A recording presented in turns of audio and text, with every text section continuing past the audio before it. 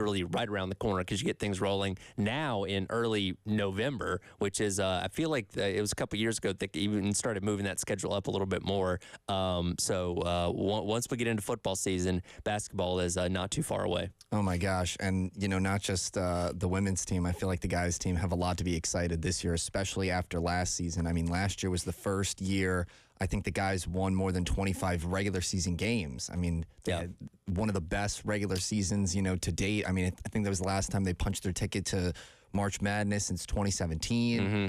So, I mean, they got a lot to be excited about this fall.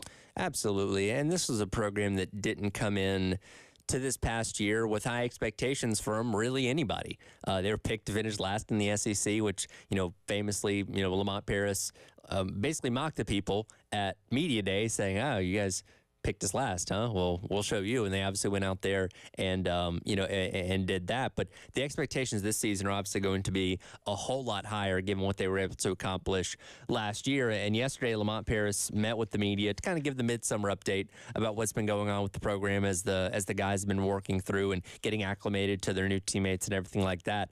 Dave, let's start off with cut number 9 right here. A little bit of a longer hit, but this is Coach Paris talking about the expectations for this season and guys that are emerging as locker room leaders.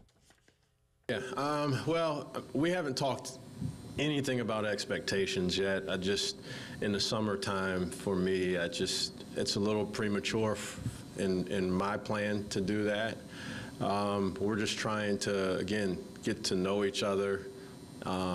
We play a lot. We do some drill work also, individual improvement stuff, but the vast majority of what we do is playing 5-on-5. So we're really focused and committed on that. I thought it was a good thing for us last year. I don't want to overburden them with all of our defensive schemes and out about. So we're really just trying to learn what playing alongside one another looks like. But yeah, we lost some guys that were had some real leadership qualities by way of graduation, by way of transfer, down to when we brought it in at the end of practices, Michi Johnson was the guy that broke us down most of the time. We got different guys doing it, different voices. I think it's good for those guys. It's been Jacoby Wright a lot of times. It's been Miles Studi. It's been a variety of guys that have done that, and it demonstrates growth. Some by necessity. So getting comfortable with that, getting comfortable with communicating with your teammates. Nick Pringle's a naturally a vocal guy. And a high energy guy, and he's involved in everything out there, so he's learning what that looks like in probably a different role than he's played in his career. And so tremendous opportunity for a lot of guys, but if you ask me who our leaders were last year, I think again it was by committee for the most part. I kind of like it that way. I don't pick one person and say, hey, here's our captain or here's our leader. It kind of sorts its way out. But we had a lot of voices that had really good things to say last year. When you look at our group last year, from Talon to BJ to Michi, all those guys, we have the makings of another strong group of dynamic personalities that when they say something, it'll have teeth and people will listen. Lamont Paris, the king of long answers there, but we'll kind of split that into two parts with the expectations, where this is going to be the first season in Lamont Paris's tenure here that people are going to actually be expecting something out of this team. Comes in year number 1, nobody thought they were going to be anything, and they didn't really end up being anything. Last year, nobody thought they were going to be anything, and they obviously went out there and surprised most of the college basketball world. Now people are expecting things out of you. Now you're going to be picked probably in the top 5 to 6 in the SEC. People are going to say, okay, this is a team that probably should go back to the NCAA tournament. How do you respond and how do you play knowing that you don't quite have the chip on your shoulder that you've been able to have the past couple of years?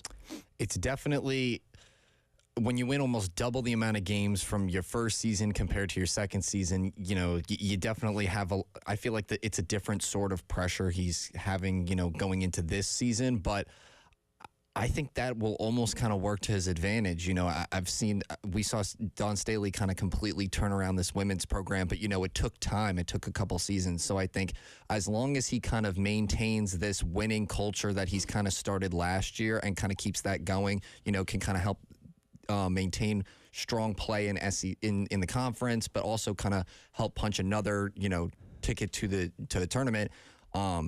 I'd like to see them ideally get past the first round, but I think even another first round appearance this year would be great for that team. Yeah, I think that's what the minimum expectation is going to be this year, is getting back to the tournament and winning at least in the first round this time. Because, again, you got back this year for the first time since 2017. That's great, and we would have loved to have seen them beat Oregon. It didn't happen, but still, you exceeded a lot of people's expectations. But now that's kind of what the floor is going to be like. All right, you at least should make it back to the tournament and then probably win a game, if nothing else, just kind of based on what we saw this past season. We get back to the part where he's talking about locker room leaders. And when you look this past year, you know, they're losing 3 other top 4 scorers, Michi Johnson, BJ Mack, and Talon Cooper, guys with a lot of experience playing college basketball. And I was talking about this with Terry a little bit earlier. Lamont Paris, and he talked about it yesterday too, just likes guys with a lot of experience. And I liken it to, I played high school baseball, and there are some coaches that are just really good at coaching varsity. And some coaches that just have the personality to coach like the 9th grade team or the JV team. When you're dealing with 9th graders and the JV team, you know, you're dealing with a little bit of the tomfoolery a little bit, guys that aren't mature to the game as much as the guys on the varsity team are. And your job as that coach is to get those guys ready, so when they get to varsity, they're just ready to focus on baseball or whatever the sport may be. Lamont Paris is very much that varsity type of coach. He wants guys that come into his program knowing what's up, have experience, are just focused on basketball. You know, we had Gigi Jackson here the season before, the first year of Lamont Paris, and great player, obviously highly touted, one of the best recruits in the country out of his cycle, obviously ended up being a pick in the NBA draft, you know, a year ago, but he's not mature. And he did not have that mindset that some of these other guys had. And, you know, Lamont Paris dealt with it, but it wasn't his favorite thing in the world, no matter how talented Gigi Jackson was. We didn't have that this year. We had a bunch of talented guys, and even like Colin Murray Boyles, who came in as a true freshman, very mature, very level-headed type of true freshman that you didn't have any problems out of. Like, that's the kind of guys that Lamont Paris wants on his basketball team, and that's what you see him addressing in the transfer portal, and as well as bringing in a guy like Cam Scott, highly touted local kid that we've had him in here in the studio before. Like, just seems to have that right kind of mindset, right kind of maturity that I think is going to fit what Lamont Paris likes to do as a head coach. Mm-hmm. And when you know, kind of going off that point, when you have freshmen that kind of play with guys that have that kind of experience, you know, they come into that environment. Then when, you know, coming back in, they'll have that more experience going forward, and then can be, you know, even better players than those experienced players that Lamont Paris, you know, was working with prior to, that kind of, you know, help the team, you know, build this reputation now, what they're going into this fall. So I think it definitely kind of sets the stage for those guys when they were younger to now kind of step up into a more collaborative leader role, like we were talking. I know he said it was not necessarily one pinpoint guy, but a lot of different people, you know, throughout the roster added a lot of different great leadership, you know, points throughout the season. And I think that's kind of what separates, you know, this program from a lot of teams, especially in the SEC. It's more of a collaborative effort instead of just focusing on one guy or, you know, 2 or 3 people or a backcourt or a front court. I can't move on from Lamont Paris without bringing this up. Lamont Paris loves his quarter zips. And cut number 12 here, Dave, despite the fact that it has been 100 degrees here in Columbia, Lamont Paris once again rocking the quarter zip yesterday. Perfect quarter zip weather. Perfect quarter zip weather. It doesn't get any better than that. And then you come in here today. I don't know what the temperature is in here. I don't have a thermometer on, but it was chilly in here today. So it just, I'll tell you, the versatility of the QZ. You can go from outside to inside, and the heat doesn't get me. If it does, if it starts to get a little warm, I burn a couple extra calories. Lord knows I need to do that anyway, so. I appreciate the commitment to the bit. Lamont Paris very much has that dad, dry sense of humor, but, like, I think he sees how much people really lean in to the quarter zip thing, and he's taken it and run with it. The fact that he's wearing it in a press conference in the middle of July. So my question to him is he Team Columbia for the quarter zip or Team Patagonia? Oh, it's Under Armour. Oh, excuse me. It's always Under Armour. Unless South Carolina gets a new apparel manufacturer, which could be happening here in a couple of years. But no, everything's Under Armour to this point. Maybe when he's away, he maybe has like an Izod or something like that. Okay. But anything Carolina, it's going to be Under Armour. Right, Which, I mean, and I have Under Armour quarter zips myself. They're very, very warm in the wintertime. I can't fathom wearing one in July. Yeah. Can somebody get him like at least a short sleeve one? I mean, it's the middle of July. It's 95 plus out there. It's become his gimmick, right? And I don't know why people became so attached to it. It went back to his first season because every game he wore a quarter zip and just kind of like became almost kind of like this running joke, running gag kind of thing that he became aware of. And now he just leans into it. And again, wearing it in July, it's like he's fully aware of it and he's going to be seen with it. The one time I've seen him in something short sleeved was when they went to Bahamas last year. And there was like a video of him and he had like the tropical shirt on or whatever. Like I think that's the only time I've ever seen Lamont Paris's arms. Well, I was going to say that's almost criminal in that case because how are you going to not take a picture at the beach when swim trunks and just a quarter zip on then? I think they actually did take that picture, but in that one video, he wasn't wearing one. Okay. And I think that's the only time I've actually ever seen Lamont Paris's arms, which is funny to me. But again, embrace the gimmick. Like lean into it. Like I'm here for it, 100%. He reminds me of the guy from New York when it's 25 degrees in upstate New York wearing shorts outside. We all know that guy. I'm sure you know many of those guys. A third of my friends in school were that guy. Now you're not the person when it's like cold down here and people are like, "Oh, I am not that guy." You're like, this is nothing. Yeah, I will probably wear a quarter zip if it's under 65 degrees. I was gonna say that's one thing that people hate more than anything when people from the north come down here and say, it's not that cold. No, I don't like the cold. That was a big reason I moved down here. Okay, well that's good. You will be embraced well by the folks down here. We'll talk some college football coming up next. Texas and OU officially members of the SEC. Will they get the same kind of preferential treatment they got in the Big 12?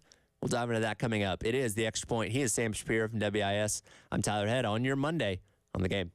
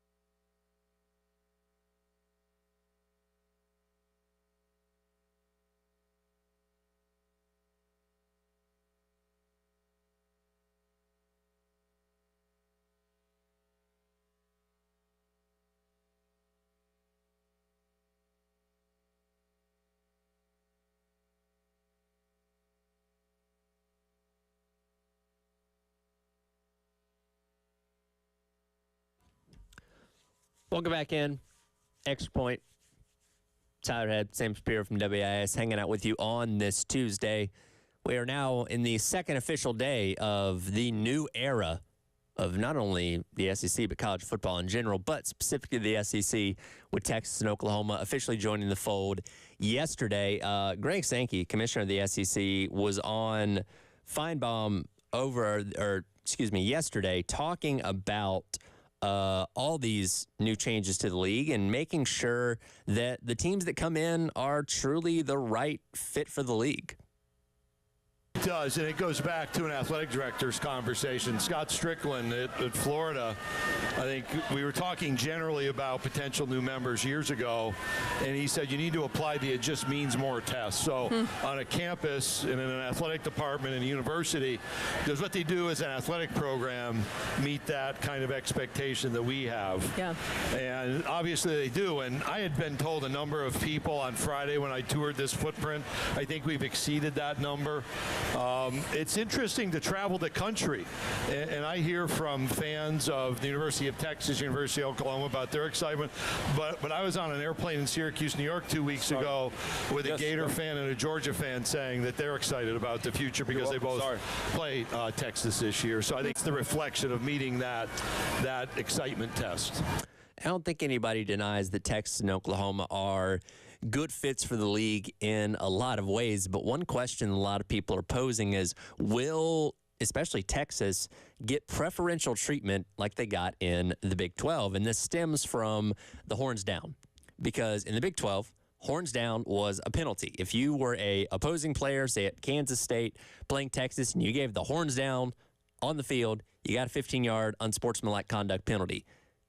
Greg Sankey was asked by Sooner Scoop on Monday if that was going to be a penalty in the SEC, to which he answered, "I won't be answering questions about football penalties on July 1st. So he gave a no answer, but by not answering the question, I almost am kind of afraid that he might lean into it and Texas might actually get the horns down penalty in the SEC as well. Yeah, I know we were talking about it in between the break, but it almost kind of seems like a no answer was some sort of weird type of answer, if that makes sense. I mean, sure. It might not be, again, because, you know, it's summertime and there's still a lot of time before the football season starts. But and when they were in the Big 12, the Texas was, you couldn't debate back and forth between them and Oklahoma. Texas was the biggest brand in the Big 12. And the Big 12 did not want them to leave because of the money that they command, the attention that they bring. Mm-hmm. So they, in a way, bowed a knee to them, saying, hey, you want this? We'll give it to you. Just, trying to appease them.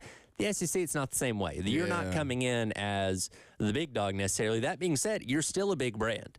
So I don't know if it's in the best interest of the SEC to give them this kind of leeway, but I could see it happening, if that makes sense. Oh, I definitely could too, especially if Texas is, the face, I guess, of the well, I don't know if necessarily they're going to be the face of the SEC. They're a big brand, and it is a big deal that they're coming in the Southeastern Conference. They're going to bring in a lot of eyes and a lot of attention to people that, and everybody pays attention to the SEC to a large degree, but there are some people that maybe were just diehard Texas fans that didn't care as much about the SEC that are now going to care because their team's in the conference. No, and I agree with your point to the fact that, when you are number one, you are bringing in, you are the biggest face, bringing in all the money and the attraction and everything in between.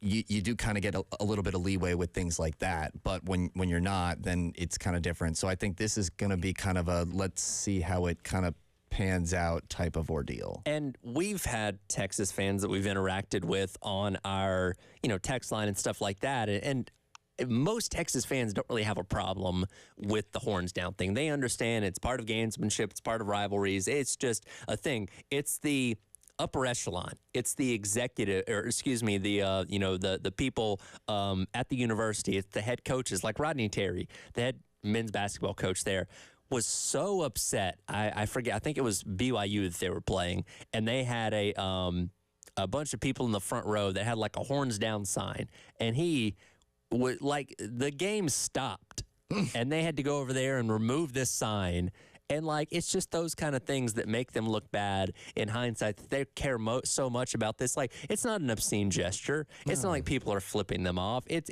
again, it's part of the game. It's gamesmanship to say, hey, you want to go horns up? We'll go horns down. And the fact that it's just got so much emphasis put on it is why people, it's one of the many reasons why people are very anti-Texas in a lot of ways. And I just think it's something like if over time, like if it was an issue or a penalty that was drawn that was given less attention, if they're asking the commissioner of the SEC about this in July. I mean, why do we care? You know what I mean? Like, obviously we care, but I'm saying, like, if you give it that attention, then it becomes this whole issue where you have the basketball coach, getting upset that there's a sign at a game about it. You know what Well, I can tell you this: if you, as the SEC, say this is going to be a penalty just like it was in the Big 12, that's just going to encourage people to do it more. Now, not necessarily guys on the field, but every fan base that whether Texas is coming to them or they're going to Texas, they're going to be more encouraged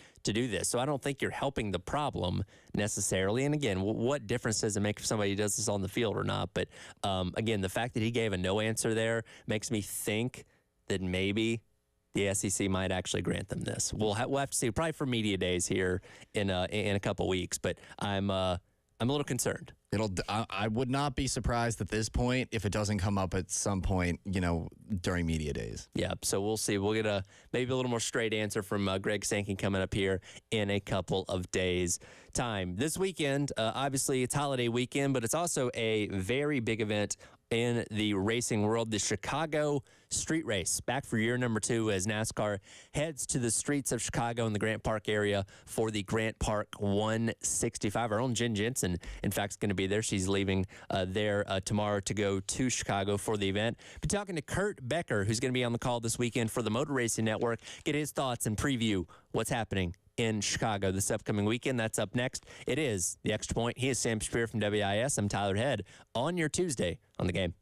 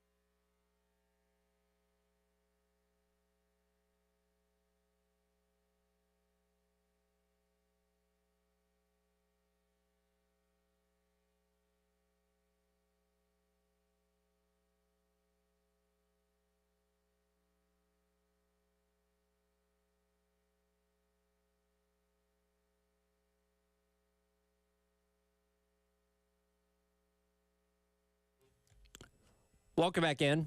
It is the Extra Point. Tyler Head, Sam Shapiro from WIS hanging out with you on this Tuesday. Time for our heavy lifting segment, and brought to you by our friends over at TEC Equipment Rentals. And I think it's safe to say the folks up in Chicago doing a lot of heavy lifting, getting set for this weekend's NASCAR Chicago Street Race, the second edition of it, taking place in these literal streets of Chicago in the Grant Park area, as the NASCAR Cup Series will be racing around Grant Park. Here to talk about it and preview what's going to be happening on Sunday from the Motor Racing Network is Kurt Becker. Kurt, first of all, appreciate your time this morning. And as I'm checking my weather app, I think we are all very happy to see that it does not look like rain is going to be an issue for the second edition of the Chicago Street Race this year. This is true, and that's a welcome sight, because last year I think they received more rain on that race weekend than Chicago normally gets for the entire month of July. It was something like 7 or 8 inches of rain, which is crazy. And by the way, I have to give you all credit. Maybe it's your producer I should credit for this.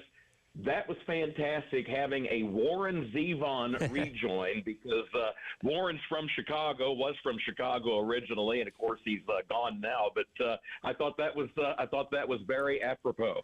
We don't do anything by accident in the radio business. I think you know that, right? This is true. Absolutely. We're certainly looking forward to it. And look, I've been a long time NASCAR fan, and NASCAR these past couple of years has not been afraid to step outside of its comfort zone, whether it be racing on dirt or Bristol, whether it be going to the LA Coliseum. And, you know, looking at the Chicago Street Race a year ago, I truly did not know how it was going to go. And yes, the rain certainly threw them for a loop, but when it was all said and done and, Shane Van Gisbergen was celebrating his victory, I came away from it saying, wow, that was really cool. I can't wait to see this next year. I will even go a step further. I live in Illinois. My home is downstate, about 3.5 hours south of Chicago. And I live out in the rural area. I live in the town where I grew up. It's a town of 2,400 people. It's agriculture-based. I had lived at one time in the Chicago suburbs, and I told people, this is crazy. There's no way this is going to work. I don't know what NASCAR is thinking. And then I'm like you, even despite the rain, I could not get over that this was truly unique. The skyscrapers, that whole Chicago skyline on one side of the course, Lakeshore Drive, Lake Michigan, the Shed Aquarium, the Field Museum on the other side, and a whole lot of people that had never been to a NASCAR race in person. I just thought it was fantastic. Yeah, I mean, and it's so cool, seeing a race like that, come to one of the biggest cities, in America and kind of utilize, I guess, the beautiful, area and bringing that talent there. I guess, why of all the cities, Chicago being such a great place to, bring a NASCAR race like that, why is it so great for the sport? I thought that the way it struck me, the two things. I thought, as far as the world of sport is concerned, Chicago has such a rich sports tradition dating well back into the 19th century. And you've got organizations like the Cubs and the White Sox and the Bears, and then more recently the Chicago Bulls and so on. That I thought, wow, it's such a fun thing for NASCAR to add its own chapter. There had been a NASCAR Cup race or two back in the 50s at the home of the Bears at Soldier Field, but nothing in the modern era, nothing quite like this. And then the other thing I thought, fellas, was the way that here they have shut down one of the leading cities, not only in America but arguably in the world, for business and commerce. And to see a whole city of that nature and of that level of importance in our country and in the world scheme of things shut down for a couple of days and say, all right, NASCAR, you're on. We're going to give you this chance, and we'll let you know what we think. And then the way it went over, I just thought that all added up to a big win for the sport. Again, talking to Kurt Becker from the Motor Racing Network, previewing this weekend's Chicago Street Race for the NASCAR Cup Series. One of the things that I thought was really cool watching last year's event was the people that were literally trying to peer through holes in the fence just to get a glimpse of NASCAR Cup Series cars making their way through the streets of Chicago and giving your connection to the city itself. What have you heard from the locals in terms of a response to last year's event and the anticipation for this year's event? I can tell you a couple of things, and you absolutely described it perfectly about people walking up and peering through the fence. My turn position to do play-by-play last year was a scissor lift on Lakeshore Drive, and during one of the rain delays on Saturday of that weekend last year, I came down and I walked over to the fence that separates Lakeshore Drive from the Field Museum and the Shed Aquarium, and there were people lined up along that fence. And I went down the road and just started asking, is this your first time at a NASCAR race? And one after another, they said yes. And one of the greatest comments I heard, there was a couple standing there, and they said, look, we've noticed there's a car with flashing lights on top of it, and it only comes out there once in a while, and everybody else lines up behind it, but they won't pass it. Why? And obviously they were referring to the pace car, and I thought, what a great reminder. There are so many things those of us who are fans of the sport or who work in the sport, we just take for granted. Oh, well, everybody knows what a pace car is or what its function is. No, not everybody does, and the fact that they are willing to learn, they want to know, people were asking questions, was a great sign. And then on the other side of that question that you asked as far as this year, I actually grew up in the horse business in Illinois, the racehorse industry. I've had people that have never acknowledged, people in that business that have never acknowledged what I do with Motor Racing Network, that have told me over the last couple of months they've got tickets, they're going to the Chicago Street Race. I am absolutely floored by that, because that tells me they must have seen the images, heard the broadcast last year, and thought, that's a pretty neat event. I want to be part of it. So that's great to see. Yeah, I mean, I'm actually originally from New York, and the first NASCAR experience I was kind of introduced to was about a year or two ago up at Watkins Glen International. And, seeing stuff like, this race happening in Chicago, it always makes me wonder, like what other cities across the country, like Chicago, like New York, could really, have, races like this down the future that could kind of continue to help grow the sport. And, where you're, encountering more people where it's like, oh, yeah, this is my first NASCAR race and I love this and I want to keep coming to this. I think there's a brilliance in that strategy, and I think the brilliance is, if we want to market the sport, if we want to market the sport to new fans and draw new interest to build on our fan base, we can do one of two things. We can either do what we've done, which is go far enough away from the city that you find enough real estate to build a speedway, and then hope that people are willing to commute and leave their homes and leave the metropolitan area and drive an hour or two out to the country where the track is, or at least on occasion we can take the race to the people where they are. And I think it makes for a great balance. It's wonderful. We've got the permanent speedways where we do. I love tradition. I think our traditional fan base, we absolutely need to remember and respect that. But at the same time, if we work in the sport, if we're genuine fans of the sport, we want to take that sport, when possible, into new markets. And I think this is a great way to do it. I'm with you. I would love to see. I've heard people mention Manhattan, New York City. I've heard Denver mentioned as possible locations where, there might be some interest, but nothing official. I mean, that's just all kind of been coffee shop talk, as we say here in my little town. But I'm with you. I think it's a great concept. And the race itself last year was obviously a huge story, but then you had Shane Van Gisbergen coming over from V8 Supercars in his first ever NASCAR start and pulling off the victory. Now he was a little bit more adept to those wet conditions than some of the guys in the Cup Series were, which may have helped him out a little bit. But as we've seen in his year in the Xfinity Series so far, dude is just an absolute monster on road courses, and he's going to be, once again, one of the favorites going into this weekend, in addition to guys like A.J. Allmendinger, Brad Hand coming over from sports cars, as well as the usual heavy hitters on the the Cup Series side, Logano, Kyle Larson, William Byron, guys like that. So a real mixed bag of who could come out on top this weekend. Fellas, it's clear you follow the sport, and that you all do your homework. It's absolutely correct when you point out you nailed it. Van Gisbergen benefited from two things last year. Number one, his natural talent and background on wet pavement, and then number two, the fact that he did bring those skills added to that environment with all that rain, all that you had standing water on portions of the course. Other portions were dry, and he just did such a marvelous job of navigating that. You're right. We've seen, as he spent most of his time this year in the Xfinity Series, had that win on the road course at Portland recently, has shown some flashes of brilliance on the ovals, although there's still a learning curve there. But yeah, you mentioned some of the NASCAR regulars in the lineup.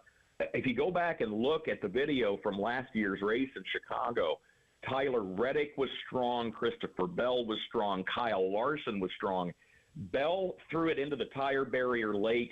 So did Tyler Reddick. Larson, for a guy that's usually so aggressive, Larson really was careful and more cautious, one might say, in that final 15, 18 laps.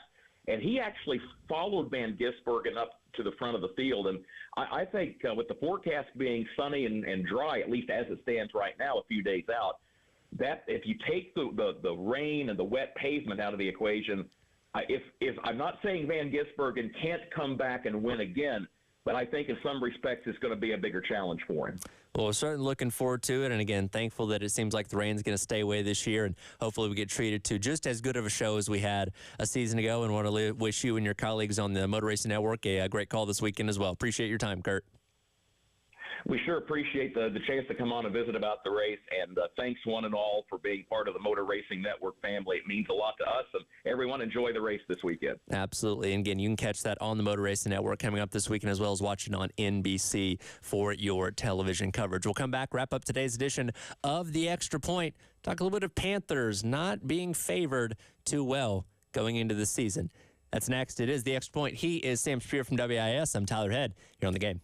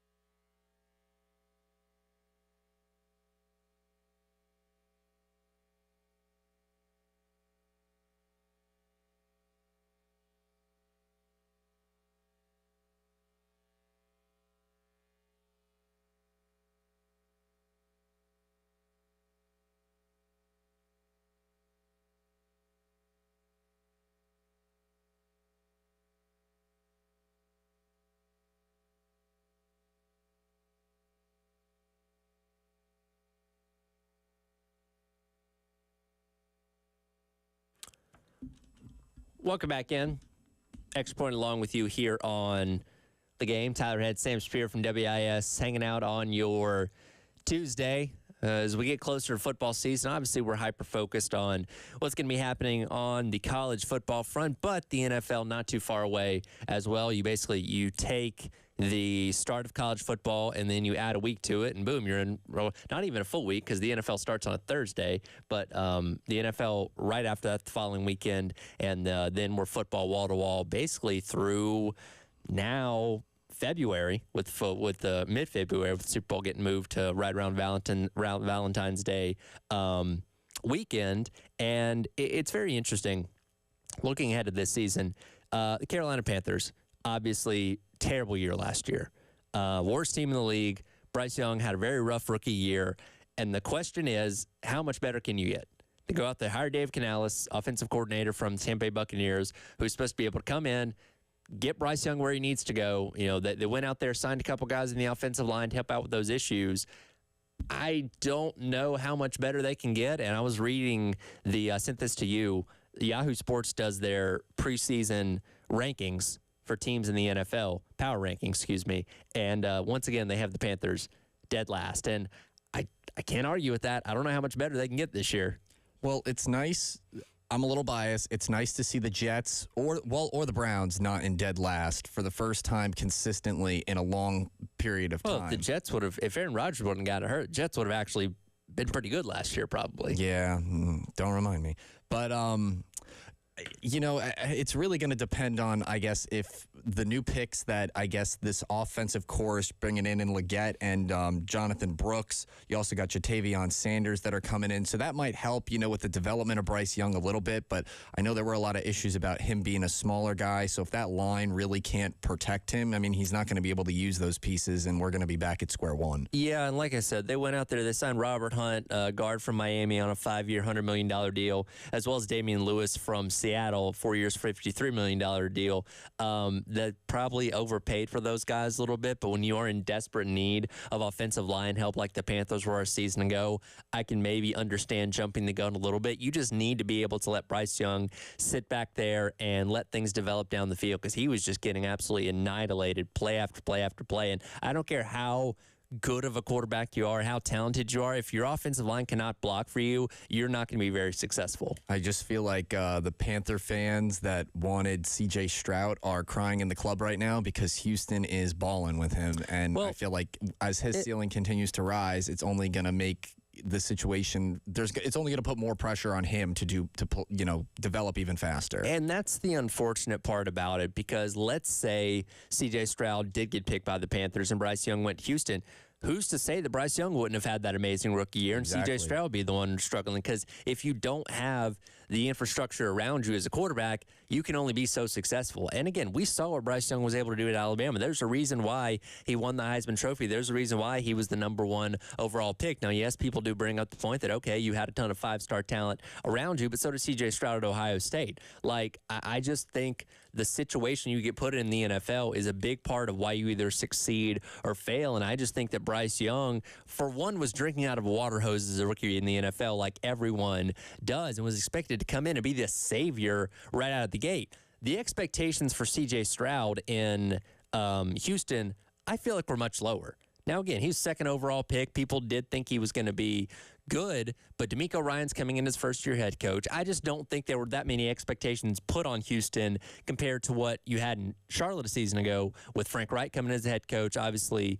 Bryce Young and all this kind of stuff that they just didn't have a chance to live up to. And I feel like that's why you see a lot of these, like, quarterbacks that are going with the first pick or the second pick or the third pick, they're not necessarily, they're getting like a season, maybe 2 seasons, 3 at best to truly go and develop their game. And that's why you see so many of them leaving the team that initially drafted them, or not really working out with that team that really started. The only one that really comes to mind that got drafted, I think, with the first pick and actually went somewhere with the camp that drafted him was Jared Goff. And that was because they gave him, I think, at least a good 3 seasons to really develop and get under his belt. And he still had Todd Gurley and Aaron Donald on the defensive end. I mean, he had a lot of pieces to work with, and then one of the best coaches, one of the best young minds in the NFL, and Sean McVay.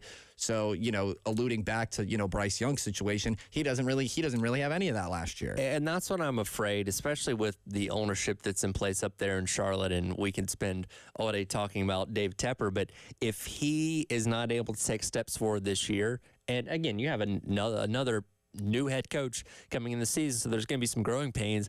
I'm almost afraid they're going to give up on Bryce Young after 2 years if a significant improvement is not made. And again, that's not all in him. There is him to a degree, but if the pieces around him are not what he needs to be, if they can't block for him the way that they need to, then I don't know how successful he can be. Exactly. No, it's kind of unfair to him, and quite honestly, maybe that is why you'd see him out of there after 2 years, even if he's believing in the system, because it's like if you're not going to give him the pieces to be successful, he's not going to sit around wait until he's 26, 27 to get the right system in place so that he could be the best football player he needs to be. Yeah. So we'll see what happens, but and the fortunate thing for Carolina, they're in the worst division in the NFL right now. The NFC South has been terrible for the past couple of years. So that bar of getting back to the top of your division is not as insurmountable as if they were in, like, I don't know, the AFC West.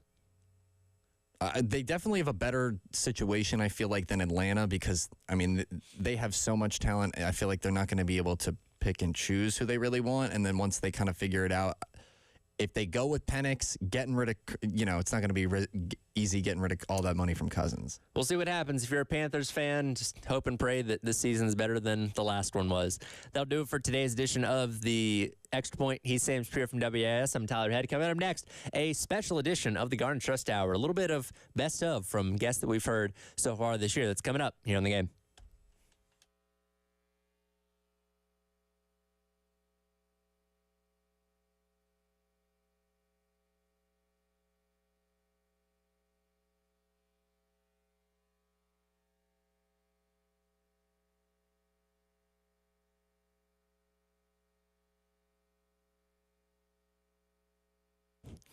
Let me tell you once again about my friends over at Canty Foundation Specialist. I know you may not pay too much attention to certain things around your home, but if you start to notice things like cracks in your exterior brick, cracks in walls or above windows and door frames, doors or windows that might be a little bit sticky, uneven or bouncy floors, or cracks over your garage door, these can be signs of serious foundation issues with your home. And if you notice any of these, you need to get them checked out.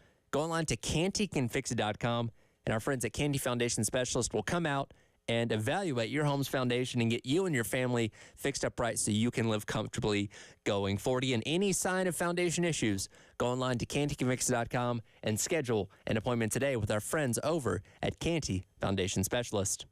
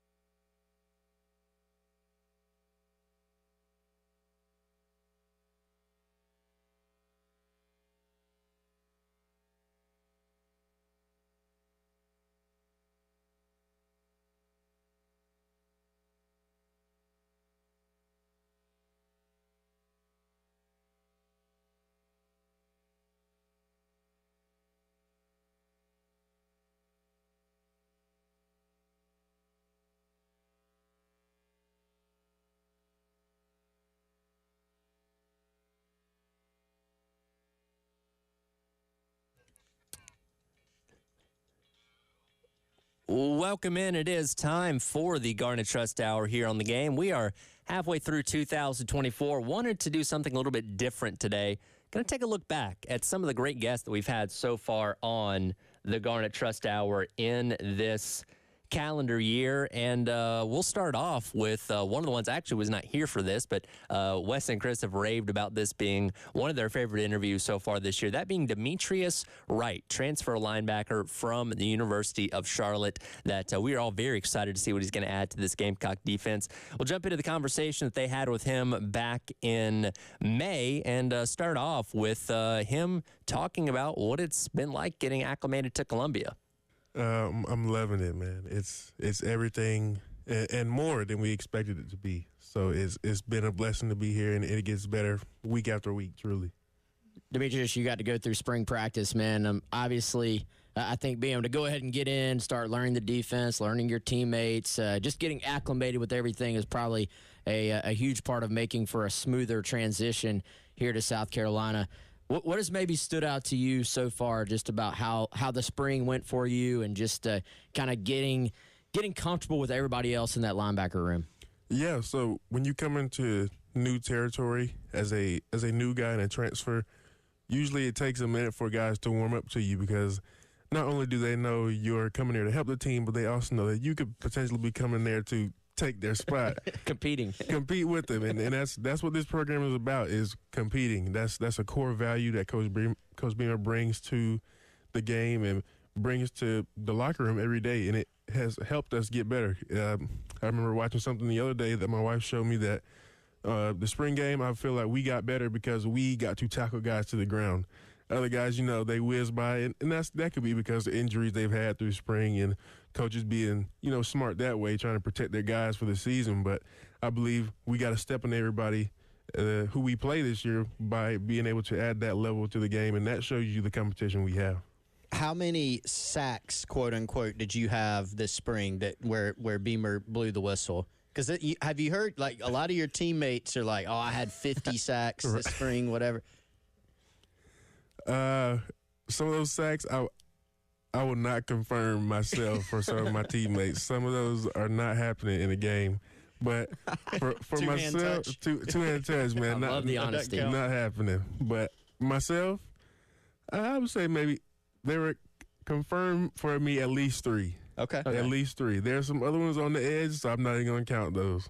I would count the ones for sure. Well, the quarterbacks are, Lenoris and Robbie, like, these are not tiny dudes as well. So I feel like if we're going to be serious about this, like, Coach Beamer's got to factor that in. Like, right. Lenoris Sellers is not falling down to a arm tackle, no. I feel like. No, not at all. He's in the first scrimmage, he proved that he is he's a threat with the ball when he decides to pull it down and tuck it and run. And I believe that levels this offense to things that we couldn't do last year. So I believe that it's going to be very special with the things they can unlock, per se, with him now. You played some quarterback in high school, right? Weren't you a QB back in the day? I was a quarterback, yes, sir. I did my research. How important do you think it was? You talked about it a little bit. How important in a couple of the scrimmages the quarterbacks were live? Like you talked about in the spring game too. How important was it, not just for you guys, but how important do you think that was for those QBs that are young guys to sort of get a full feel of, all right, I got to get this ball out or Demetrius is going to hit me? Right. I believe that gives them a game-like situation. I believe you get better if you are put in game-like situations. If you get out there and you throw a pass late and you get hit, you're going to be like, whoa, that's – I never felt that before. I usually get tagged off in practice or I don't get hit. And then your nerves are rattled the rest of the game because you're worried about, am I going to get hit again? And then your timing is off as a quarterback, and timing is everything. So I believe putting those guys in those situations, at least for the first drive of the practice scrimmages, helped them out and will in the long run. To Wes's point about you playing quarterback, so I was also kind of refreshing myself on your high school background. Right. You have one of the most interesting bios I've seen on Gamecocks Online. So you were a 4-year starter at quarterback. Yes, sir. At Strong Rock Christian. You threw for 1,000 and ran for 1,000 as a senior. You had a 99-yard touchdown run. I'll have to get you. You got to tell us that story in a minute. Gotcha. You also played running back and receiver in high school. Then you were also a 4-year letter winner in basketball and baseball, and you once broke a rim dunking the ball in a basketball game. Oh man, That's one of the That's best all in the bios. bio? That's all in the bio. That's just high school. You did all that in high school. It's pretty good. yeah, man. I'm still looking for that rim to this day. You know, they took it down, and I remember my principal. He took it and ran it somewhere. It may be in his office because he had me sign it, and I've never seen it again. So when I first read that, my brain went to like broke the backboard. You see that a lot. You broke the actual rim. Like how? What's that mean? How does that happen? You know, it's a close game. There's a fast break. They're coming down. I get the ball from the point guard. I see nobody in front of me. I'm like, oh, yeah, this is the one. I'm going to back scratch this one, Shaq style. I jumped up there with a bunch of momentum and was already playing in my mind how I was going to post this everywhere the next day. And, you know, I got up there on the rim and all my weight went down with me. And next thing you know, the rim was looking like this. And the ref's like, let's pause the game. We got to change the rim because it's bending. So, you know, the away team parents were yelling at me thinking I did it on purpose. And I'm like. Sounds like you did. I had no clue I was going to bend it. I thought it was a breakaway rim, you know. That delayed us about 30 minutes. And it's a Tuesday night, so no homework got done when we got back. But, yeah, till this day, that rim is MIA. Wow. MIA. Can you do any other like really cool dunks? You did the back scratch. You know, for those of you who don't know, that's throwing it way back and then flushing that thing. Do you have anything else in a dunking arsenal? So that way, if we have like some Midnight Madness thing for basketball, can we get you out there to do a 360 between the legs, anything like that? Because it sounds like the hops are there. The hops are there. I can get you with a windmill. I'm still trying to work on my arsenal a little bit when I get the chance on the court, but as of right now, I got you with an easy back scratch and a windmill. I'm working on the 360 one. You're going to love our question later. So I'm going to go ahead and give you a preview. You can be thinking about this. We do just about every football player that's been in here has given us his starting 5 from the football team for basketball. So be thinking about that for later. Gotcha. But what's the vertical, man? If you're just flushing it, what have you? Verticals are like a 33, 35, so Okay. It's reasonable. It's reasonable for right now. That's Chris Clark numbers over here. But man, so when South Carolina first started recruiting you, I heard this thing floating around that man, he was 20 something miles per hour on the GPS. He's fast. I think it was somewhere up there around where Nicky Memori apparently has run in games or something. So can you confirm or give us the exact number on your GPS speed? I can definitely confirm it. It was a 21. 21. I'm very, very close to the 22. Once I hit that, I will be ready for retirement. But until then, I'm gonna keep trying it. But the speed from the quarterback position, it helps me out a little bit every now and then. But it does help me play fast. So they and we've seen this. This has become commonplace now. But they put those I don't know what those tank tops on you. Yep. We'll say, Yep. And then they just track your every move in Yep. practice. How much is without giving it all away? How much data are you guys able to like accumulate from that as far as information? Do y'all see that, or is it more coaches, or how does all that work? It's more coaches, more times than not. But other times when you have like a very high player load or you did a lot, they'll bring you to the side and say, hey, we're going to need you to rehydrate this much because you lost this amount of energy, you lost this amount of water, and if you don't drink anything, you might pass out later today. And try to make you ready for the next day because you got to do it all over again the next day, and you can't do that on half your body weight of water or electrolytes and stuff like that. So it helps keep us healthy, but also keep us informed for the next day. Tell us about the transition into the South Carolina strength and conditioning program, since we're talking about hydrating and conditioning and all those things. You know, you've been to a Power 5, Power 4, whatever we're calling it nowadays, program, Georgia Tech. You've been to Charlotte. You know, what are your thoughts on just transitioning into Luke Day's program, and Was there some, oh, God, what is this type of thing? Or because he does some different things, we know, digging holes and things like that. Yeah, man, that was I believe that's probably the first time I've ever had to come back home and tell my wife, I don't know what we're doing the next day. Usually I could say, oh, it's probably legs this day, chest this day. This is probably the first time where I've been like, I have no clue what we're doing, but I have to stretch. I have to. She'll get mad at me because I'm on the ground before bed trying to stretch every muscle I have because I have no idea what's going to be worked out the next day. And she's like, What are you doing? I'm like, you don't know. You just don't know. I have to wake up early. I have to bring the energy or it's going to get me. But, you know, it's different, but it's what we need. He has helped me to work on muscles I didn't know I had this entire time in college. So although it's hurt, it's a good hurt, and I appreciate it. I believe it'll pay off this season. How much of that's the selling point too? Because I had a conversation with a fellow transfer, Rocket Sanders, when I was asking like, what was the selling point to kind of get you here? And one of the things he mentioned was facilities and strength and conditioning. So in this entire process of deciding where you're going to go play next, how much of the facilities and this type of program you're talking about factor into it? Yeah, this is everything that you ask for. This is everything you look for when you come on a visit. Do they have everything that will support you as an athlete to help you reach that next goal? Because in the NFL, and I try to think about where I'm going before I even get there. You know, I try to train like a pro each and every day. And if I can't rehab like a pro to get my body ready for the next game, because it's the SEC, you have to be ready week in, week out. And if you're not, you'll be eaten alive. It's a dog-eat-dog world in the SEC, man, because a lot of people come to watch.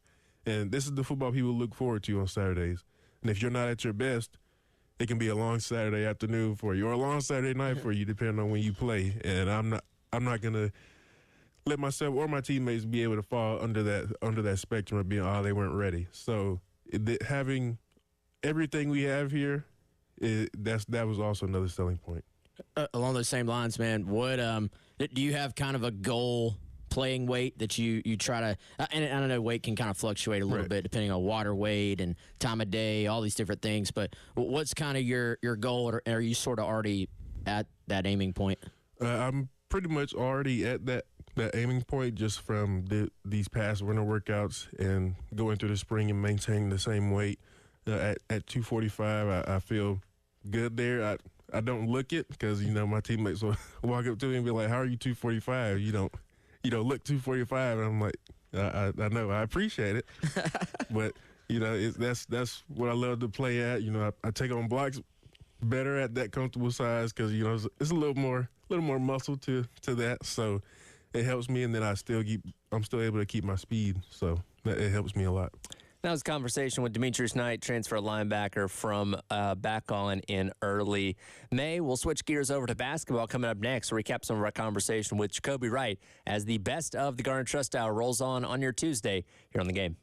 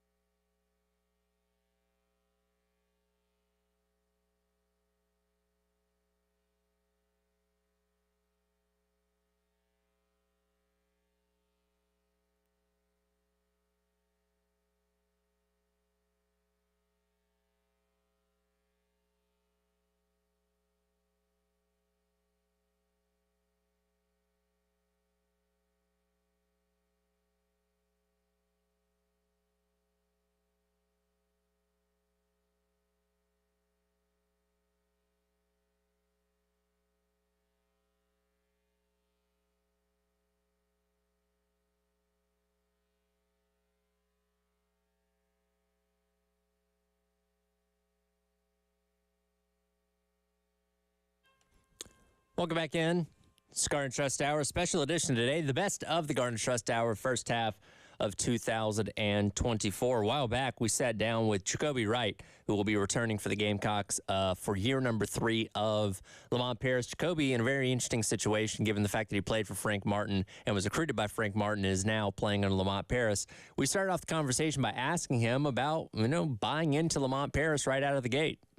Yeah, so them letting go of my coach that brought me into college was tough on me as a young guy.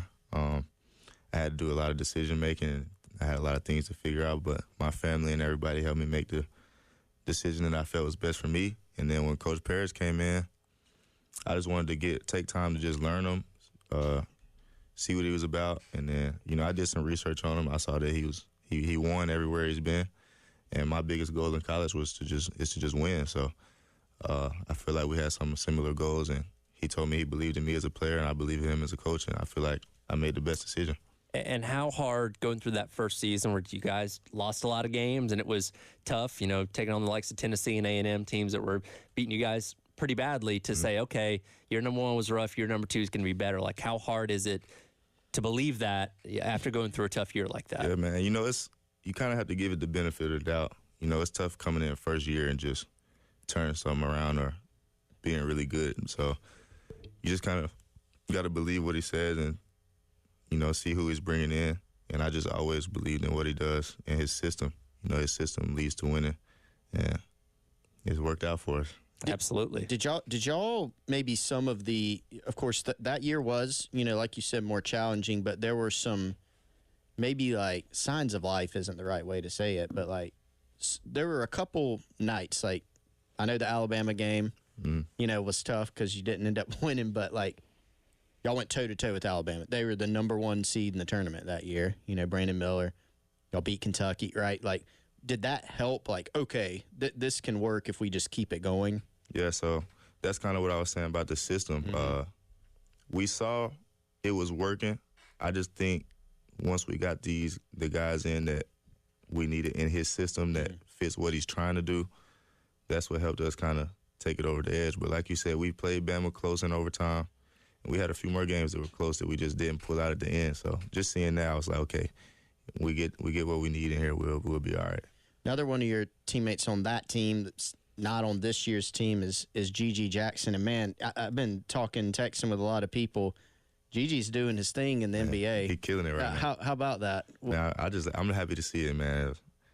He's great. He's going to be great. He's killing it right now, and it's his first year, so – in the future, he'll really be good. And his interviews are hilarious. I mean, I don't know if he's every single night he's got some quote that's going viral. But it is cool because you see him, like, you go on Twitter, you watch a game, and he's standing beside LeBron James. Yeah, like, guarding LeBron, putting moves on the Lakers. Like, it's pretty fun to watch. I just love to see it, man. I love watching him.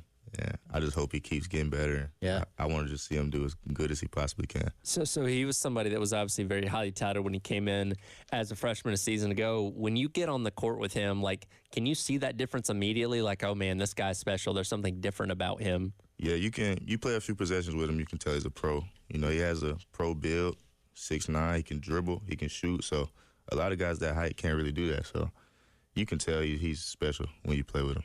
So is C&B the same way? Like you said earlier, like he's a pro. I know he's not the same player as Gigi, but like I remember we had, I think it was BJ in here, and this is before y'all had played a single game this season. And like we asked him about Call, and he starts BJ smile, and all that stuff, and he's like, oh yeah, like he can do some things. But do you see some of those same traits in them? Yeah, I see the same thing. Those guys coming out of high school are, pretty high ranked and all that stuff. So you can kind of tell, just being a basketball player, playing with different guys for a long time, you can tell who's a little different when you play with them. And like we said, we played the whole summer with Colin before anybody else saw him touch the court. So he's also huge, 6'9", strong. So he has a lot of pro attributes to him as well. So both those guys, obviously, from South Carolina like you are. From your perspective, what is the talent in this state like? I know people may not talk about South Carolina a whole lot from the grand scheme of things. People talk about Georgia and Texas and California and places like that, but so much good talent comes from this state. Why do you think that is? I don't know why that is, but I do know we have a lot of talent come from here. I play with a lot of guys. I feel like myself, I'm pretty good myself. So, it's a lot of talent from South Carolina. I don't know why we're so underrated or swept under the rug, but that's all right. We'll keep doing what we do best. Yeah, and starting to, I think, make some moves in terms of keeping more guys in the state. Let's go to your game since you brought that up. It's pretty easy to see your progression as a player from, last season to this season. What do you feel like were the biggest areas where you got better and improved? The biggest thing for me is just I'm more comfortable, like the experience, being out there. I've played pretty good minutes every year I've been in college, so just continuing to just work on my shooting. I take pride on defense. I think that's something that separates me as well, just being solid on defense, guarding my man. I had a pretty good assist-to-turnover ratio this year, three assists to 1 turnover. So, I don't know, man. I'm just a solid guy. I like to be good in many areas, but I'm trying to really continue working on my shooting. Yeah, that was an area I was going to bring up, like the three-point shooting and your willingness to take it, too. Like, you did not shy away from taking three-pointers this year and obviously did a great job there. What's the one thing, and you've mentioned Coach Paris's system a few times, what's the thing where, like, you're not going to play for Lamont if you can't do this thing? Like, is it defense, would you say? Yep, defense and then having confidence. So that's the two things. He's really different in coaching when, he tells guys to shoot a lot of the time. A lot of coaches probably wouldn't do that. So just instilling confidence in guys, allowing people to play free, and then if you can't guard anybody, it's hard to be on the court, especially in the crunch time. So with me taking pride in defense, I feel like it helps me play for Coach Paris, yeah. So Coach Paris being a defensive-minded coach, you guys play at a very slow pace. That's something we talked about going into each and every game, how frustrating that is for opponents. Do you like that slow style of play? Would you prefer something a little more up-tempo, or you just kind of adapted to what you guys do? I wouldn't say I want something more faster. I like the system we're in. We still get the shots we want. And the best thing about how we play slow is we get good shots, and that allows you to be more efficient. So for me, I kind of like it in that way. Is it hard to be patient with that kind of tempo of offense sometimes where you maybe want to go a little bit quicker? I wouldn't say it's hard because our coaches tell us if you see something, go, But we just have a lot of guys that are unselfish and want to wait and get the better shot when we probably could go and take a shot that might go in, might not. But I wouldn't say it's hard. It's just you just got to have the right guys that all are on the same page and want to get the best available shot every play. So another defensive item that I wanted to get to is y'all played the 1-3-1. Y'all would bust that out. And, I mean, honestly, man, sometimes, Jacoby, when y'all would play the 1-3-1, some people acted like they hadn't played basketball before. Like, it seemed to mess people up. What was the genesis of that? Like, when did Lamont bring it to y'all and say, hey, we're going and start teaching it and really bring it along? We work on it pretty early because it's so effective against some teams. And, I don't want to give the sauce away in case sure. anybody else sees this, but it's a real good wrinkle when you need it sometimes in the game when man may not be working or we might just be down and need to get a few stops and throw the team off. And it usually works. Most of the time I've done it's worked. So it's a really good defense. And then we got guys like Zach Davis who we put up top, long, athletic, and he really causes problems in the 1-3-1. So, yeah, it's just a really good wrinkle for us to have, a really good weapon to pull out sometimes when teams don't expect it and may not have worked on it. Yeah, that's what I was going to go to next with Zach. And then, but as I think about it, like really the body types that you guys all had, like ability to guard multiple positions, like BJ, yourself, Miles, can guard multiple positions. Zach, obviously, like I feel like that all worked together. But man, that's tough when you got Zach playing at the top of that 1-3-1.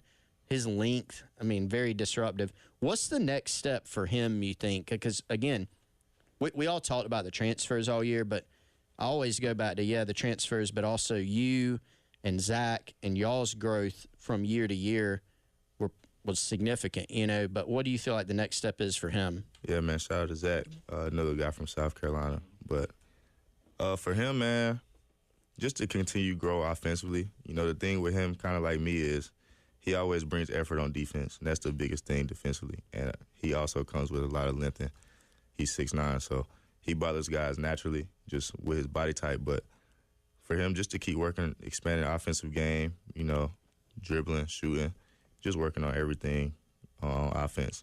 Defense kind of comes to him, and he's gotten really better at slashing, and just he does that naturally. Every game he's going to get some points off of offensive rebound, putbacks, backdoor cuts. He does all that better than anybody I've seen. So just to continue growing in other offensive areas, he'll be really good.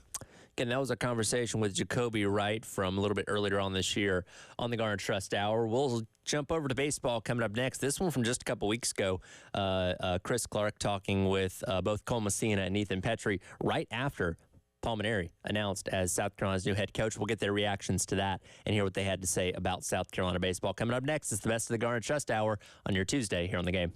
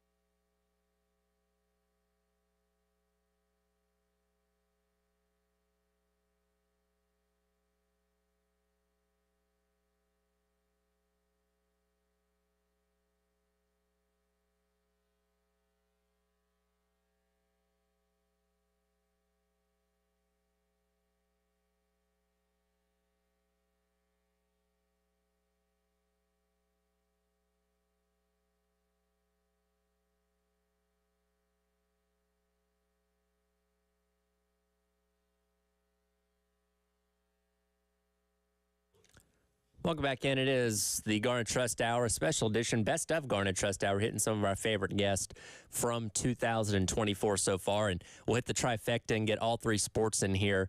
Of course, baseball, the topic of conversation a lot here as of late with Paul Mainieri coming in as the new head coach. Chris actually got the opportunity to talk with both, Cole Messina and Ethan Petrie right after Paul Mainieri was hired, and they gave their thoughts on the introduction to Mainieri. We'll start off with Cole Messina and his first impressions of South Carolina baseball's new head coach. I mean, I think it went, about as good as the meetings you can on Zoom and people all over the place. But, no, it was good. Coach Tanner was in there. He talked about, Coach Mainieri's background, who he is, their relationship. And then Coach Mainieri introduced all the, assistant coaches. His biggest message to me was that we're not going to be average around here, and we're not going to try and rebuild this thing over a couple years. It's going to be come in, expect to win, and take off from the start, which I like to hear because as a new guy taking a program over, it's easy to say we got a couple years, get our guys in, but he's happy as his players and a staff and support staff and thinks we can win now. So Ethan, what was your perspective on what you heard in that first meeting? I loved it. He's a very old school kind of coach, and that's what I really like. I like that discipline. I like that hard nose, head down, work hard, treat the game right. And I think he's great for the job, great for our players. And he said to us that he's so excited to be with us and with all of our talent on the team. So I'm sure he can take off with our talent and potentially be a national champion. Yeah, I was talking about this earlier today with my colleague Wes Mitchell, and you guys know Wes, and I think in 2024 especially at a program like South Carolina, I feel like it's not like you guys are far off, right? I know you did the year didn't end in the location where you wanted it to end. Mm-hmm. It didn't end like you wanted it to end, but you were just in a regional this year. You made a super last year, and at South Carolina, it just feels like you're never too far away where it's about, maybe bringing back some of your key guys, mm-hmm. like Ethan, maybe like a Cole Messina, maybe we'll see what happens. And then, adding to it, you got JUCO like you always have. You got high school guys, you got transfer portal, but y'all kind of just speak to that, whoever wants to jump in, just how the belief that Coach Mainieri and you guys have that things can get turned around in shorter order here in Columbia. I just think, trust is everything. And as we're going to trust him and he's going to trust us. And that's all that really matters when it comes to winning baseball games and making it to where we want to be. And trust is a really good factor when it comes to a locker room all the way out on the field. So start in the locker room, and then now we have, Coach Mainieri, we're going to trust him. He's going to trust us. And then all that's going to lead out on the field. And, we just play our game and trust each other. Cole, any thoughts on that? No, sir. I mean, I agree with what Ethan said. This new guy is coming, a little bit more disciplined than maybe we've seen in the past. But I think from all I've heard from former players of him is he's going to push you to be your best. And no matter your feelings think, no matter what your mind thinks, he's going to get the best out of you. And, he's going to make you a better person while doing that. So I think really, really, really good for this place. So, looking back at, when this name came out that apparently Coach Tanner had done a pretty good job of kind of keeping under wraps during the coaching search, not the recruiting process. I knew who Paul Mainieri was. Like, I knew he was at LSU and had done outstanding things there. But, at that point you kind of go, because he's been out of the game for a couple years, right? So you go and do kind of a refresher on Wikipedia or wherever you go. And the resume is pretty impressive. I mean, he's been to Omaha with two different teams with Notre Dame and with LSU. He's made, I think, 4 or 5 College World Series just at LSU, runner-up one year, won the title in 2009. But, you know, you talked about trust, Ethan. Like, is that a part of it? You know, trust to me always has to be earned. But when you got a guy with a resume like Coach Maneri, do you think that kind of bridges that gap and helps, like, all right, we need to listen to this guy kind of right away? Yeah, I think that goes with it, and also him, showing us, his ways of how he wants to play the game and how he wants to, go about the game, and we trust that what he has done over the past 15 to 20 years, we trust of what he's teaching us, we can do. So, I feel like, actually, I was at the Rays game when I found out. So I found out he was getting into the searching, with the baseball search, baseball head coach search. And I found out, and I was already in the baseball mood. So, I got really excited, and I saw that, he has this huge resume, and I'm like, oh my gosh, this guy's, he's unreal. Cole, let's go back to Coach Lee, and let's kind of keep playing off that trust angle, because I know you said you agreed with Ethan on that. I mean, how much do you think having Monty also back, plays into that trust role for any guys that will be returning to the team? And then why is it so important in your mind, for guys like you, for guys like Ethan, to have Monty back? Like, what is it about Monty that has endeared him so much to this roster? I mean, there's one word that, comes to my mind, and it's relationships. I mean, he worries more about our families, our day-to-day life than I think baseball, which as a player means a lot to me. I'm not going to speak for Pet, but I mean, I know how he feels and that it means a lot to him. And, having a guy like that in your corner, no matter who the head guy is good, just because, you could really, really like a head coach, but and also like assistant coach, or it could be opposite, really, really, really hate the head coach, but have the assistant to lean on to and, get food and make it fun for you. So I just think he plays like that middle guy almost, you could say. And, he looks out for players. He's a grinder. Yeah. Nothing bad to say on my end. Ethan, you mentioned Coach Rooney too. Did you have any level of familiarity with Terry Rooney prior to just seeing, hey, he's going to be on Coach Maneri's staff? I know you mentioned him by name, so I just wanted to ask. I have not, but he was actually the coach at USF, and I heard a lot of good stories about him when he was at USF. And I heard he was an amazing recruiter, amazing pitching coach. So I heard a lot of good things about Coach Rooney. And again, that was Chris Clark's conversation with Cole Messina and Ethan Petrie just a couple weeks ago. And again, that was the week that Paul Maneri was being introduced as South Carolina's head coach, kind of giving their reactions to, getting to talk to him for the first time. We obviously know it seems like Cole Messina moving on to Major League Baseball after getting his evaluation at the draft. Combine, and then Ethan Petrie is set to return to South Carolina baseball for the 2025 season. So that's been a little bit of the best of the Garnet Trust Hour so far in 2024 as we are halfway through the year. Chris Clark will jump here with me coming up next. We'll wrap up the hour, give some of our thoughts on the many guests that we've had come through here so far in this year, and looking ahead to some of the ones that we'll get as we get closer to football season, closing out 2024 as well. It is the Garnet Trust Hour on your Tuesday here on The Game.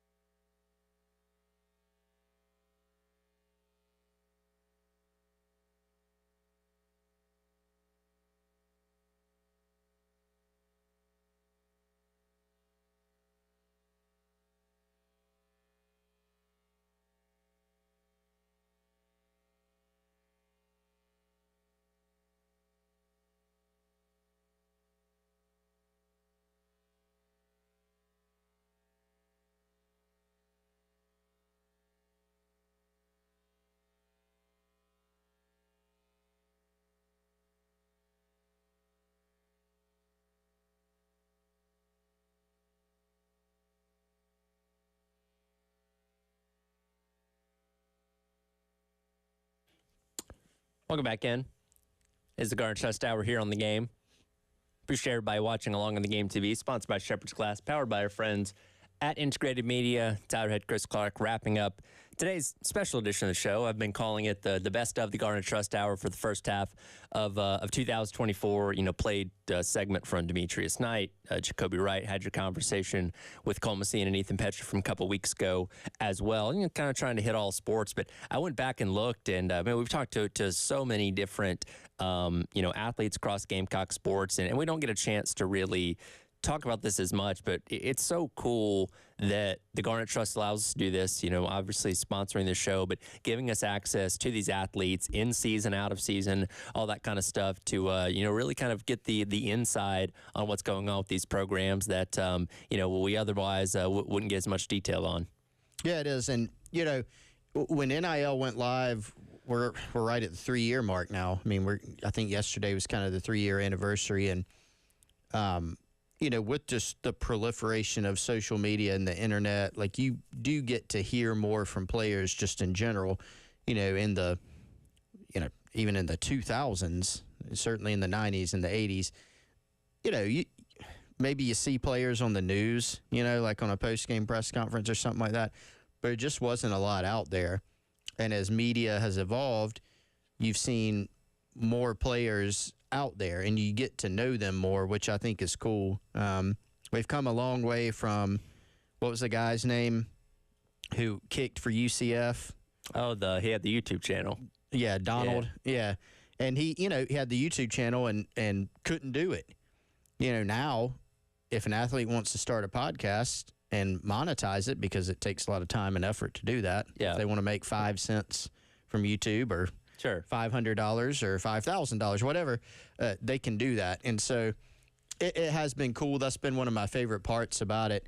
I think one of the very first, it wasn't here on The Game, it was on a podcast, but we've had him on after that. But I think one of the first Garnet Trust sponsored interviews that we did was with Spencer Rattler after he committed to South Carolina, before he even got here. Right. And then, of course, we were able to have him in studio a couple times, and a bunch of the other athletes. So that has been really neat, just getting to know a lot of them.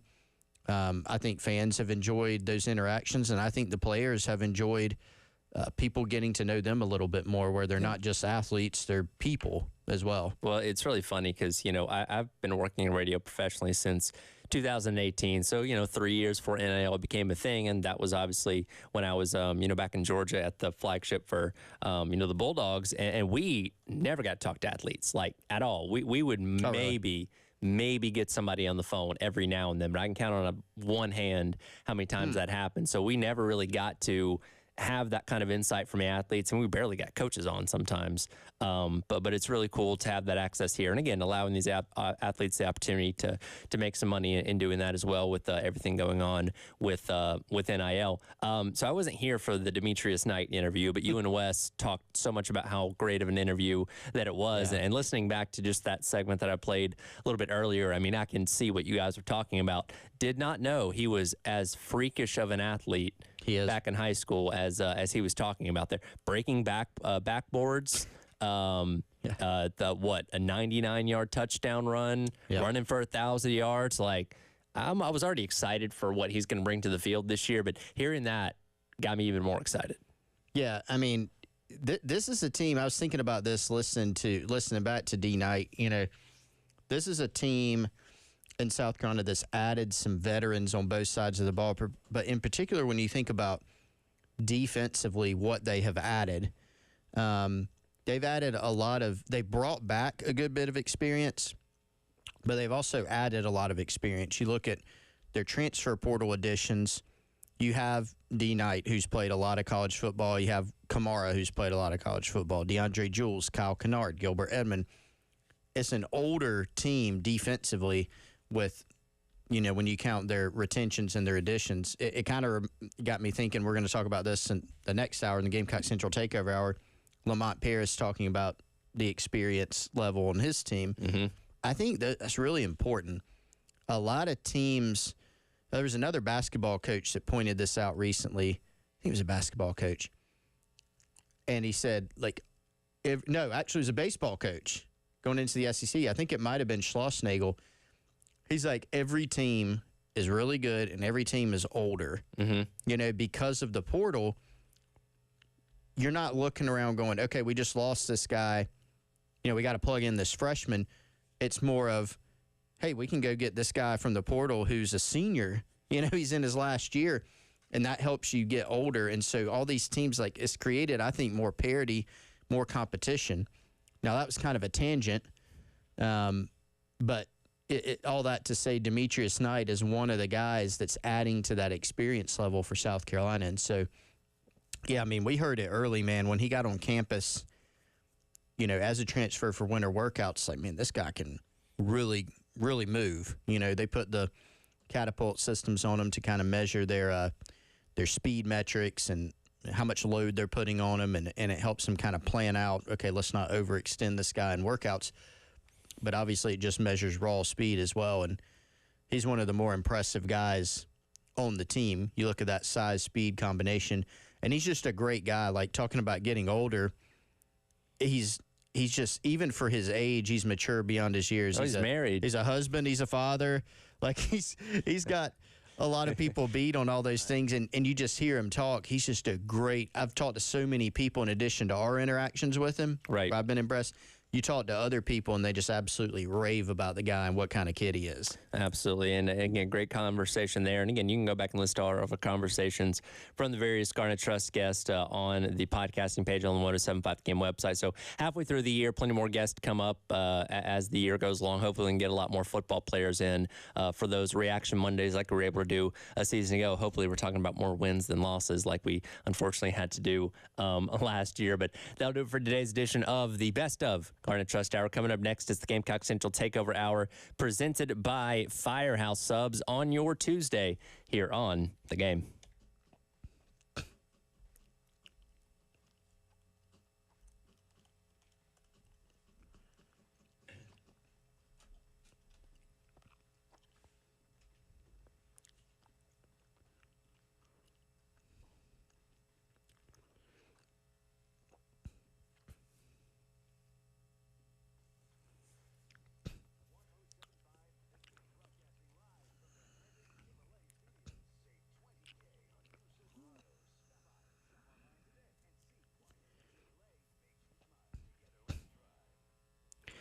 Hey, taking care of your roof can be pretty challenging, but the good news is you do not have to go at it alone. Our friends at Classic Roofing have over 20 years of expertise under their hats, and they have been the go-to residential and commercial roofing company for home and business owners in and around the Columbia area right here in the Midlands. Quality craftsmanship, customer service is simply unmatched by the other guys. They can help you feel total confidence in your decision to hire Classic Roofing for the next roofing job that you need to complete, whether it's at your home or your business. Joe Reeder and Max Sawyer, they're both longtime residents of the Palmetto State with families who live here. Check them out, classicroofingsc.com. More information on their services and to get a free estimate, or give them a call, 803-590-7870. That's our friends Joe Reeder and Max Sawyer, classicroofingsc.com.